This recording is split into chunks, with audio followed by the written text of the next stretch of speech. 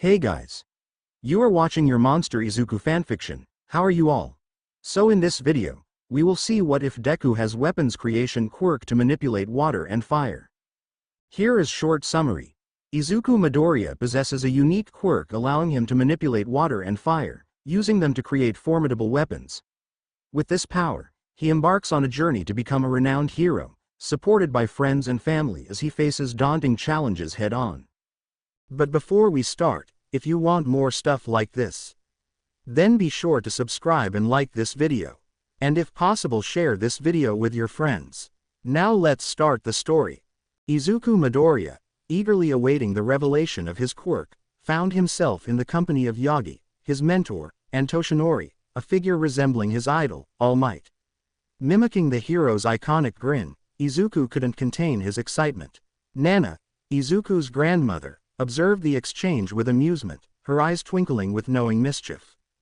In the midst of their banter, Toshinori casually addressed Inko, Izuku's mother, who was preoccupied with washing dishes. Startled by his attention, Inko fumbled, accidentally dropping plates to the floor. Her cheeks flushed pink as she stammered a greeting to Toshinori, revealing a hint of underlying feelings. Nana's smirk widened as she observed the interaction, relishing the unfolding drama.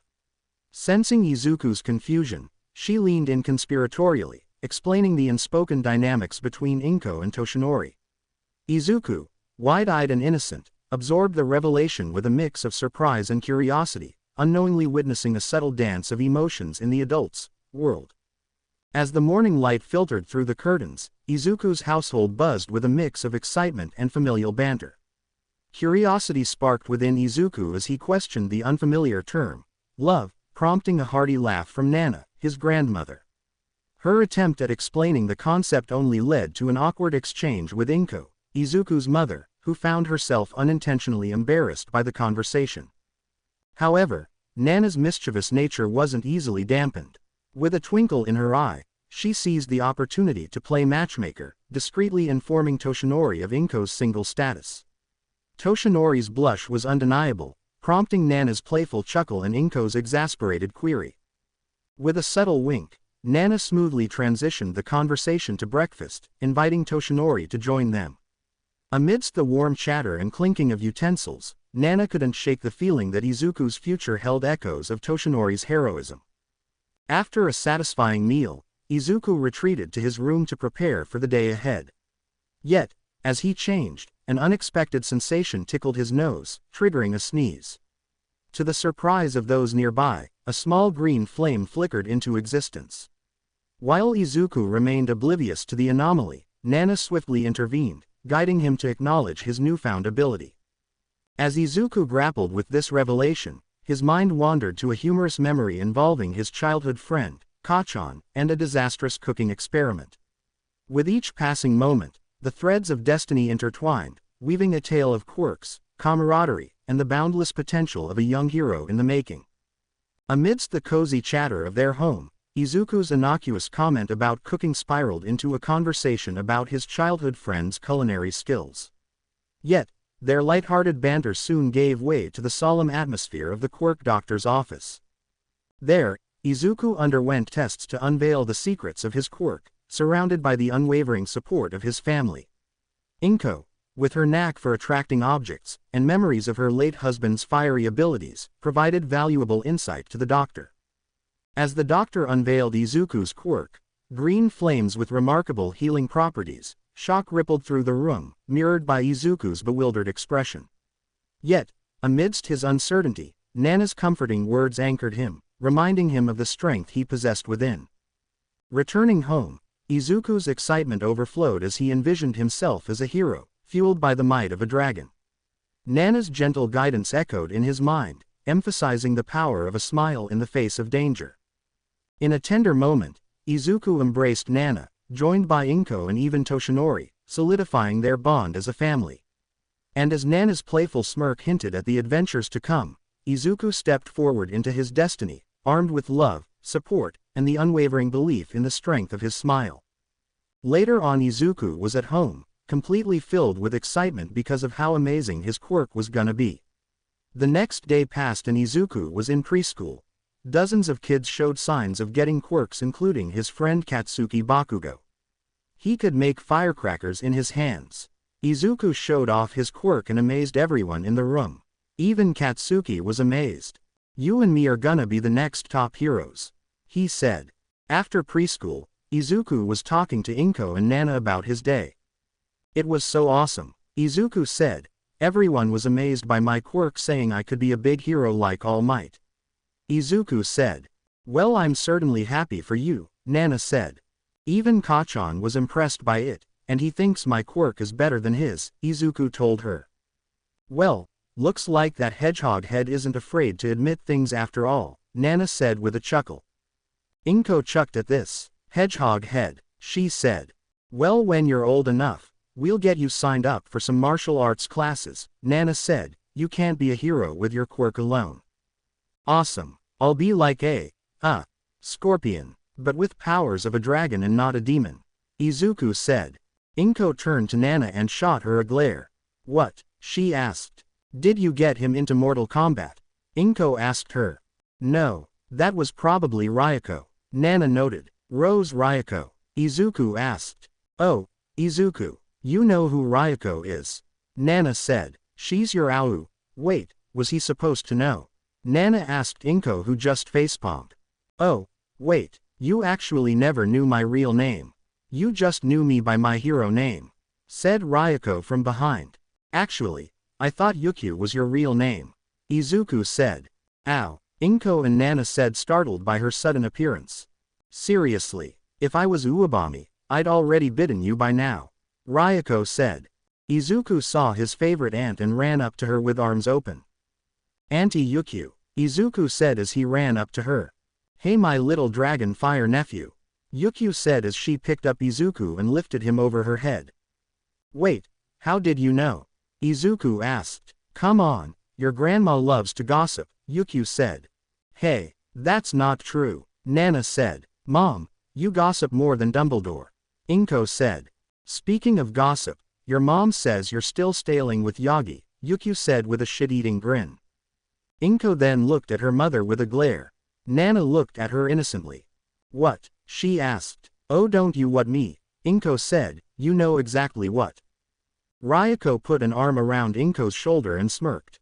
"Come on, Inko, we all know you like him," Yuku said. "I do not," Inko said. "Do too," Yuku said. "Do not, do too, do not, do too, do not, do too, do not, do not," Yuku said. "Do too, do not, do too, do not. Now listen here, Ryako, I say I do, and I meant what I said. I like Yagi," Inko said as she crossed her arms. "All right, Inko, you win. I'll take your word for it," Yuku told Inko. "Thank you," Inko said. After a few seconds she realized she fell into a trap. "Wait a minute," Inko said. Nana chuckled as she recorded the whole thing on her phone, smirking. "Delete that," Inko warned. "Nope," Nana said. "Now Izuku, why don't you show Auntie Yuku your quirk?" "Okay," Izuku said. Later on, the three of them were outside. Izuku then demonstrated his fire quirk and what he could do so far with it. He could throw fireballs, and also breathe fire. Ryako was surprised by this. "Holy shit," she said. Nana bonked her on the head. "Watch your language, Mama. What does shit mean?" Izuku asked. Ryako looked like she was gonna bust a gut laughing at this. Inko pinched her nose, then looked to Izuku. "Sweetie, it's a grown-up word. You don't need to know what it means," Inko said. "Don't say it either. At least until you're a teenager." Quote. "Yes, Mama," Izuku said. "Hey Ryako, you mind taking Izuku to the park to play? Inko and I need to have a bit of a chat," Nana said. "Okay," Ryako said. Later on, Izuku was at the park minding his business and playing in the sand pit. He heard a cry of pain, then looked to his left. It was a gang of bullies picking on a kid. Izuku knew he had to do something. He rushed over to see two kids. One with wings, and another with long fingers. They were picking on a boy with white hair. "Hey," Izuku said. The two of them looked to see Izuku. "Well, if it isn't the bookworm," the boy with wings said. here to lecture us on how to use our quirks. No, I'm here to stop you from picking on him. Izuku said, just because you have quirks doesn't mean you can use them however you want. Says who? The boy with long wingers said, you best beat it before we make you beat it. Izuku got into a fighting stance. He was determined to protect someone from getting bullied. And you best back off unless you want a fist full of explosion, a familiar voice said. Everyone turned to see Katsuki Bakugo. Oh hey boss. The boy with wings said, we were. Well, he started it. I saw the whole thing. Katsuki said, including the part where you were getting into a fight that was gonna get your teeth kicked in. Katsuki said, now beat it before I show you what an explosion can really do. The two of them ran like hell. Izuku turned to the boy. Are you okay? He asked. Those guys were pushovers anyway, the boy said, all bark and no bite. But thanks for the help. I'm Sora K's. Izuku Midoriya, Izuku said, introducing herself, this is my friend Katsuki Bakugo. I should assume his quirk is firecrackers, Sora said. Sorta. Katsuki said, what's yours? I can manipulate air, K's said, I know, kinda lame. Are you kidding? Izuku said, that's an awesome quirk. I can breathe fire and shoot fireballs. Ryuko noticed Izuku making a few new friends. And smiled to herself. Hisashi, if only you could see your boy now, Ryuko said. Later Izuku was taken back to his house. Inko was doing dishes when she saw her son walk in. There's my little boy, Inko said. She bent down and gave Izuku a bunch of touches on his little head. Did you have fun at the park? She asked. Izuku nodded with a big smile on his face. I also made a new friend, Izuku said, his quirk lets him manipulate wind. That's fun, Inko said. Yay, those two hit it off pretty good, Ryuko said, if that kid were a girl. Auntie, stop, Izuku whined. Ha ha ha, I'm just saying, if you see a girl you like, you best get to her before Endeavor does. What do you mean? Izuku asked. You don't wanna know, Izuku, Nana said. Anyway, since you can breathe fire and throw fireballs, you think you could emit wings, or can you also emit a tail as well? Yuku asked. Why would I need to do that? Izuku asked. Come on, do you know how much of a punch a dragon tail gives? Imagine a flaming tail. That would not only hurt, it would burn. Yuku noted. Well, suppose I could try that, but I just haven't really thought about doing that, but that's a good idea to write down in my journal. Look, now you got him started. Inko said. This is gonna be a while, Nana stated. A while. After a while, Izuku was still muttering, unbeknownst to him that everyone was asleep while Ryuko was sleeping while standing up, still waiting for the end of Izuku's muttering rampage. However, it soon stopped after the door opened, revealing Toshinori. Mr. Yagi, Izuku yelled out. Huh, what, is it over? Yuku asked, snapping awake. Nana then saw that Toshinori was here and saw that Inko was still asleep on the couch. Hey, Inko, Yagi is here, she told Inko while shaking her awake. Yagi, oh good, it's your turn to check on the baby, Inko said in her sleep. Nana tried holding in her laughter. She knew Inko had a big crush on Toshinori but never suspected she dreamed about him. Meanwhile, Yuku was laughing her ass off while rolling on the floor. Izuku shook his mother by the shoulder trying to get her to wake up.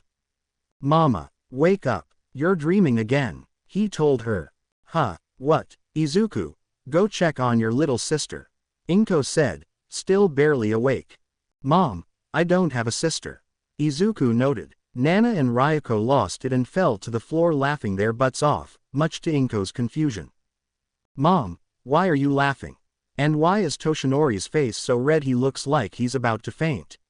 Inko asked, now fully awake. You dreamt you were married. Oh, did I say who I was married to? Inko asked. You were dreaming that you were married to Mr. Yagi again, Mom. Izuku told her. Both Nana and Yuku were also red, but for a completely different reason. The fact that they were both laughing their asses off. Izuku went to tug on Toshinori's shirt. Mr. Yagi, I have a question, Izuku asked. Is it okay for heroes to be scared? Well, that's a strange question, Where did this come from? Well, earlier I met a friend and he was getting picked on, Izuku explained. Part of me wanted to defend him and protect him, but another part of me felt scared. I see. Well, heroes are always scared of a number of things, Toshinori said. Izuku listened with interest. In one of his many interviews, All Might talked about his fear of not being able to save someone in time. There's no shame in being afraid. I see, Izuku said, then I'll try to embrace my fear so I can become a good hero. The sound of thunder was heard and Izuku ducked down. But since I'm not a hero, could you stay with us till the storm passes? An excellent idea, Toshinori, Nana said, that way you can get more acquainted with Inko. Hearing this, Inko fainted from embarrassment, leading to Ryoko laughing even harder. Nana smirked and secretly planned something. She then turned to Toshinori. Toshinori, be a dear and carry her to her room. Wait, you want me to carry her to her room? Toshinori asked. Yeah, you have my permission to even sleep with her. You don't exactly need her permission. She dreams of it all the time, Nana said. All right then, Toshinori said in an embarrassed voice as he picked Inko up from the couch as he carried her to her room. What's happening? Izuku asked. You'll get it when you're older, sweetie, Ryoko said. Toshinori continued carrying Inko to her room as she was sound asleep. Wow, her skin is so soft, Toshinori said to himself. After a few seokons he finally made it to her room, then gently laid her on the bed. He smiled as he watched her sleep, then started to walk back downstairs. He felt something grab his arm and looked to see Inko holding onto him. I feel like I should wake her up, but she looks so peaceful, Toshinori said. Inko then started pulling him into the bed with her. Toshinori at this point was a blushing mess. Nana peeked in the door and snapped a picture and made a run for it. Oh, what the hell? He thought as he got into bed with her. After that, Inko hugged Toshinori as if he was a pillow. Toshinori unconsciously touched Inko's forehead. Nana saw this and snapped a photo of it. I am so teasing them for this, she said. Inko stirred awake after that long nap. She rubbed her eyes. MMMPH, how long was I out? Inko asked, feeling tired from just waking up. She looked around to see she was in her room. The lights were turned off, and as she looked at the curtains, she could see bright daylight. Mom must have carried me to my room, she said as she looked around her room with a smile. She looked over the side and saw Toshinori. Toshinori, Inko shouted. Toshinori sprung awake and fell off the bed. Wah, he said with a dark red face. I'm not mad at the fact you were in my bed, Inko said, I'm just wondering how and why. She heard loud laughter from Nana and Yuku, probably hearing Inko shout. She was about to confront them. However, Toshinori stopped her. He knew he had to ask her. Say, Inko, if you're free this weekend, he began. Yay, Inko said. I was wondering, Toshinori continued, would you like to have dinner with me sometime? Inko blushed. Is he asking me out? Oh, the hell with it, Inko thought to herself.